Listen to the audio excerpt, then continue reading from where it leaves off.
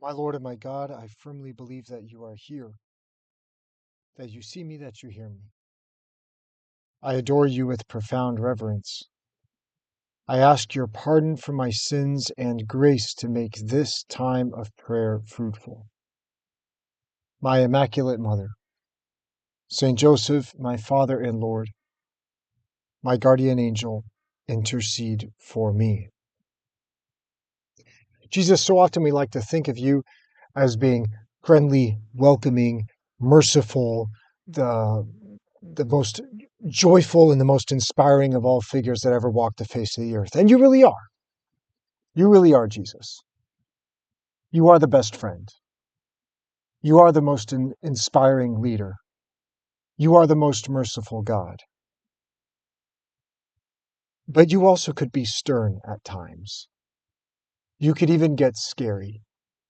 You could be intimidating. And this gospel, today's gospel, is one day in which we see you not being frightening, but speaking very intensely, very sternly, about a moment which could instill in us a certain amount of apprehension. Jesus, you say this: As it was in the days of Noah, so it will be in the days of the Son of Man. They were eating and drinking, marrying and giving in marriage up to the day that Noah entered the ark, and the flood came and destroyed them all.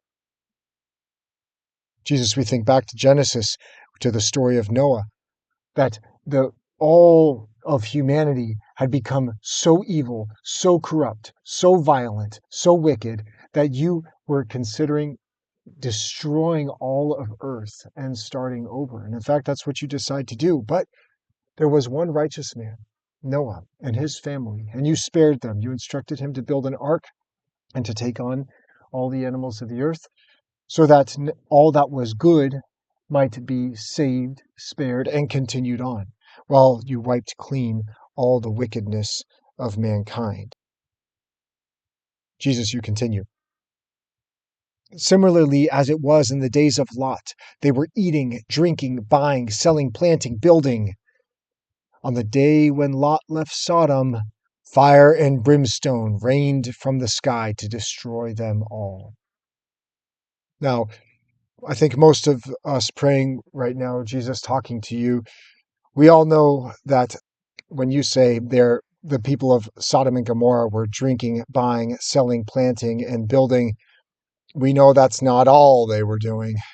Sodom and Gomorrah are prototypes of evil, that the people in those cities were wicked down to the core. There was really only one good family, Lot, his wife, and Lot's two daughters. And it turns out, actually, his wife wasn't all that great. She didn't trust God and she got turned to a pillar of salt. And if we read on in Genesis, Lot's two daughters weren't all that great. But anyway, that's a different story. And it's not very edifying either. The people in the time of Noah, the people in the time of Lot, they were living wickedly. None of them were ready. And then judgment came upon them all. It was unexpected. Jesus, in today's gospel, you're talking about the parousia, the moment of your presence, the moment of your arrival, the moment when you will come again at the end of time. You say, so it will be on the day when the Son of Man is revealed. On that day, someone who is on the housetop and whose belongings are in the house must not go down to get them. And likewise, one who is in the field must not return to what was left behind. Remember the wife of Lot. She's the one who turned around and looked at the city of Sodom and was turned to a pillar of salt. Remember the wife of Lot. Whoever seeks to preserve his life will lose it. Whoever loses his life will save it. Jesus, these warnings that you give about whoever's on the housetop, don't go down to get his belongings in the house. Whoever's in the field, don't go back to get his belongings back at home. These are like the announcement that they make in the airplane before takeoff. They say, in the event of an emergency, please leave all baggage and personal items behind. Well, it's the same thing. The moment of of your parousia, the moment of your arrival, the moment of your presence. There's no point in going back to get a few things just so that we don't let it get left behind. Rather than looking back, are we looking forward? Rather than looking at our human lives, are we looking at you and to our future in heaven? Are we living looking forward, looking heavenward, looking toward eternity? Or do we have our eyes down, bound to our little earthly matters without ever having any kind of heavenly perspective, supernatural perspective? Jesus, help us to be looking, help us to keep our eyes on you, to keep our eyes on heaven, to keep our eyes on eternity. Help us to not, in the moment of your presence, to not look back and to hustle after silly temporal things. Jesus, you continue. I tell you, on that night there will be two people in one bed. One will be taken, the other left. There will be two women grinding meal together. One will be taken, the other left. Jesus, we recognize this kind of situation for those talking to you right now who are students. We all, or all of us who have been students, we all know the concept of a pop quiz. The students who have been keeping on top of their homework and who have been keeping on top of their studies, a pop quiz there's a little adrenaline rush, but really it's no big deal. But for the students who have not been studying, for the students who have not been doing their homework, pop quizzes seem like a grave injustice. Two students at one desk. One will pass, the other will fail. Two people in bed. One will be taken, the other left. Two women grinding meal together. One will be taken, the other left.